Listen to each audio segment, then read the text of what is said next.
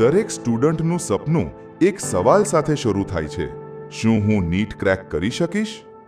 NEET ફક્ત એક પરીક્ષા નથી, આ એક લડાઈ છે. સમય સામેની, દબાણ સામેની અને પોતાના પરના વિશ્વાસ સામેની. સમય ઓછો છે,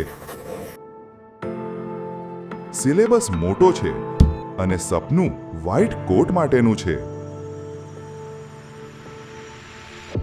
જો થોડું ડિરેક્શન અને સાચું ગાઈડન્સ મળે તો કમબેક શક્ય છે.